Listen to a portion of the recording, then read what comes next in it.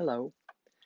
We're going to finish our discussions on program planning, talking about the last step uh, that you need to think about before you implement your program, right? We talked about defining the problem, creating a problem model, conducting a needs assessment, creating objectives and goals for your program, finding evidence-based practices or evidence-based interventions in clearing houses to achieve your goals and solve the problem. And we talked about creating a program plan using logic models that explain the program theory and explain how the program is going to transform resources into outcomes. We also talked about assessing the program fit, the fit in the community, the fit with the target population, the fit with other programs in the community, and the fit with other programs within the agency. We are ready to implement the program, but before we do so, we need to think very hard about the capacity of the organization to implement, and not only implement, but sustain the program. Organizational capacity refers to the different types of resources an organization has to implement and sustain a program. Right? There are four resources that need to be assessed in order to determine if the organization really has the capacity to implement the program successfully. Right? There's human resources, right? And that is the staff with appropriate credentials and experience, leaders who understand the program, strong program leadership, strong staff commitment for the program, etc. We also need technical resources, which include expertise needed to address all the aspects of the program, planning, implementation, and evaluation. And we need to assess fiscal resources, which are, of course, the most important. Do we have enough funding to implement the program as planned and sustain it into the future? And finally, we have to assess the structural formal linkages. This last piece of resources, the structural and formal linkages, these are sort of the resources that you need in terms of partnerships and support from the community and the target population. You need to look into those four areas to determine if you have the required capacity to implement and sustain a program. So it's super important to assess the capacity, all right, all of these resources, because if you do have the resources, you will be able to implement the program well. But on the other hand, if you don't have enough capacity to implement the program as intended, then it's likely that the program is not going to achieve its desired outcomes, and it's not going to last in time. The goals of a capacity assessment should be to determine what capacities the organization has and what capacities the organization needs to develop before we go and implement the program. Some programs may be too difficult or too resource intensive for an organization to deliver with high quality. And in cases where organization does not have adequate capacities, so clear plans should be developed to obtain or access these capacities elsewhere, or modify the program so that it requires fewer resources, or choose even a different intervention maybe, or choose a different time to implement the program. So let's talk about each of the areas of capacity that you have to assess before you implement the program. The first one is assessing human resources, and this refers to the staff, right? The first question is, are they qualified, right? Each program that your organization may implement will require certain staff qualifications. Do we have the doctors? Do we have the counselors? Do we have the teachers? Do they know how to do this job, right? So some interventions will require specific degrees for the delivery of the services, right? Some will need registered nurses or certified teachers or certified counselors, etc. Underqualified staff, even those who have been trained in the program specifics, they make the program less effective. Um, so, and in some programs, uh, they require or recommend gender or ethnic matching or balance, in staffing. So even though you may have, a doctor in the staff, is that doctor going to be really in contact with the clients? Who's going to be in contact with the clients, and do they have the required qualifications to do that, right? Now, not only do we need staff that has the required degrees, they also need to be trained in the specific intervention, right? They need to learn the activities, they need to learn new curriculum, let's say. So this requires resources for training purposes, right? Most of evidence-based interventions, they have trainings themselves, and they have manuals, and they required staff time and resources. Sometimes you will have to bring all the staff to where they do the trainings. That requires resources for traveling and so forth. Do not assume that the staff, because they have a required degree, that they already know what the program is about. They do need to be trained, and you have to separate resources for this training.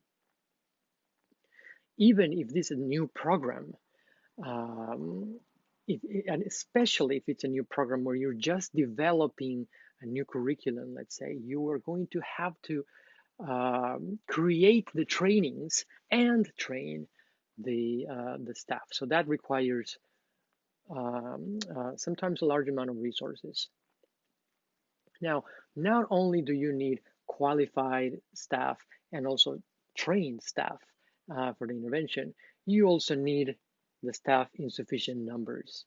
If you only have one, let's say, one nurse, and that nurse takes a leave of absence for any reason, then the program cannot stop.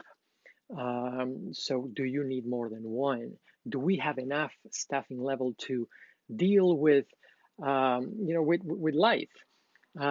Staff get sick, staff need breaks, they need vacations and so forth. So we need to be conscious of the level of staffing that we have to implement a particular intervention. And we cannot require staff that is already doing something else to work on our program that may not be, you're going to burn through human resources very quickly if you overwork them. So be very careful about implementing programs when you don't have enough staffing levels, when you don't have resources to hire and train qualified personnel to implement the program. In addition to the basic numbers of staff, qualified staff and trained staff, it is often beneficial for staff to have a general set of skills in the following areas, right? They need commitment, feeling of ownership, leadership, communication, conflict resolution, decision making, and meeting facilitation. So these skills can apply to many different types of programs and strategies. And some of these skills can be acquired when you have a good group of people, a good team of people where there is strong communication, leadership, and they sort of mentor each other and give this empower each other and give and sort of make everybody grow in the program. If you have that, that is fantastic. If not, you need to work on it. So the second aspect of resources, the first one is the staff, right? Do you have enough human resources? Are they qualified to do this? Are they do we have them in sufficient numbers, and are they committed enough, right? Now, The second part is, do we have, as an agency, the technical expertise to do this? We may have qualified staff, trained staff, but there's parts of the program implementation where we're going to need some technical expertise. To access program materials. Sometimes the program materials would be accessible only to, um, you know, to a part of the group, but do we have enough resources to give this technical capacity to the entire agency? Can we provide everybody with computers? Can we provide everybody with the software they're going to need, right? And also the knowledge skills. If we need to evaluate the program, does the personnel have enough evaluation skills? Um, so, and if we don't, can we hire an external evaluator, or can we hire a consultant to help us setting up, I don't know, a network? Can we hire personnel to work on this technical capacity that we need to have in order to implement, right? Um, the third part, and the most important part, is, do we have enough money, right? Do we have enough fiscal capacity? And it is very easy to forget some of the costs that we're going to have when we're implementing a project. But it's critical to have enough resources, right? We're going to need money not only for the personnel, that's the obvious part, but also for transportation, special trips, printed material, paper, office supplies, sometimes participant incentives, if you want to provide food, or babysitting, or if you have to talk to volunteers, equipment costs, you need maintenance, you need space, office space, and you have also evaluation costs. Somebody's going to have to gather data, or do the paperwork, like do reports and all of this that the program requires um, to just function, right? So do we have enough fiscal capacity to do it? Right now, the funding for programs comes from usually five types of sources, right? Grants, either government, federal, or foundation money. It could come from gifts, right? That we get donations or contributions to our agency. Also, sponsorships, right? Maybe for some events, you can get sponsorships from local agencies. Sometimes you can fund by sale of products like T-shirts, bumper stickers, pins, etc. Or sometimes governments have special taxes set aside for particular programs, and you have a revenue, or like a funding stream direct from government that doesn't require you to apply for different grants. So most programs operate on a combination of this, right? They fund grant here, but they have some sponsorships with different agencies, and they work with donate. They also ask for donations. They do rallies. They sell products, and in some cases they have government funding from a assigned stream. So is this enough though? Right? Is this enough for your technical capacity and for your human resources capacity that you need to implement the program? Now, the fourth part that you need to assess in terms of the capacity is very important, but it's sometimes the one that we forget about, and it refers to the structural formal linkage resources, right? Sharing resources and forging links among organizations is often critical to the success of programs, right? So you are not going to operate in a vacuum. You're going to operate in a community. And in order to sometimes operate successfully and sustainable in a sustainable manner, um, sometimes it's not enough to have the money for the human resources and the technical capacity. You also need uh, partnerships. You need support from your community.